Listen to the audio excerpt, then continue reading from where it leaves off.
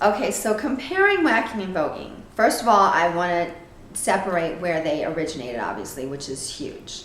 Because waacking on the West Coast, in LA, in Hollywood, with the gays.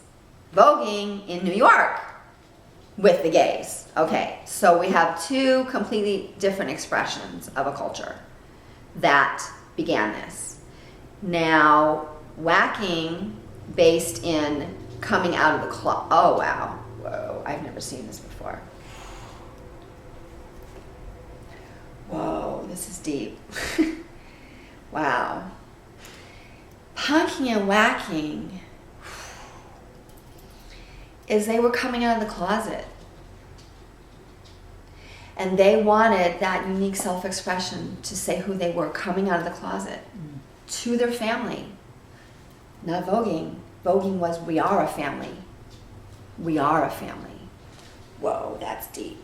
That's so deep. And voguing is, we're making a family. Because our family doesn't understand us, but so we're going to become a family. That's not what waacking did. Waacking was uniquely self-expression, saying, I'm coming out of the closet, I'm declaring who I am, and we're all in this together. But that's not a family. It wasn't a family. We were all unique. You know, when you name the key guys, Andrew, Arthur, Tinker, Michelangelo, they were all unique, and we were all a cohesive unit, yes. You know, those of us that were let into it, the women, whatever. But it was not a family dynamic like a house of ninja, like Vogue is. But waacking is, the best way to describe it is like watching a black and white film with no words. How they're like,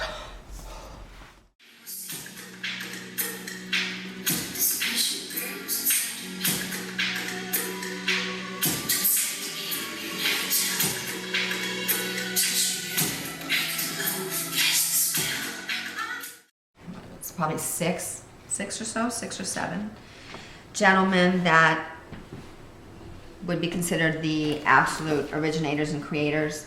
They would take these types of glamour Hollywood pictures and recreate them with the dramatic flair and the look of the angles and the shrug of the shoulders and the posing and the essence of this, the glory. Here we go. It's like a glory days of the lush, rich, glamorous life in Hollywood. And they took that on as their feminine persona, as they were searching for their feminine identity. And this is where they started. When I got into waacking, I took to it so much because disco was just such a big obsession. The Studio 54, sequins, feathers, the music, the bass lines, the free living, the freedom of expression in the 70s is what I was so drawn to. The fashion, everything. So with waacking, the fashion of the 70s was so outstanding. And for waacking, it just was whatever was popular at the time. So disco music was popular, and you know, the fashions of the time were popular. So, you know, like we have it now, we can whack to anything that has a beat. Obviously, you know, disco and house is the hottest thing for waacking, but you can do it to anything, and that's the cool part about it. And I like how back in the day in the club scene that Dallace and Victor and everyone was a part of, they had competitions where they could express themselves and wear hot pink leotards and gaudy makeup and just flamboyance. And that's what's so exciting about the dance being alive again today, and being able to kind of not relive what they did, because it's not our experience. We weren't born in the 70s. Most of the kids that do it, like myself now, we can only appreciate the 70s and dance from our experience today, which is really cool.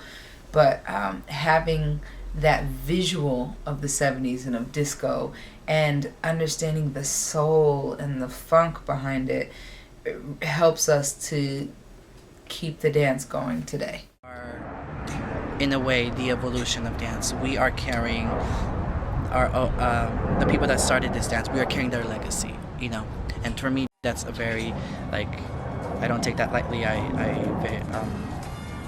I consider that like a huge responsibility to keep that true essence, but help it evolve with vocabulary and techniques and different states of mind of how we do the dance and how we express the dance versus just doing the movement.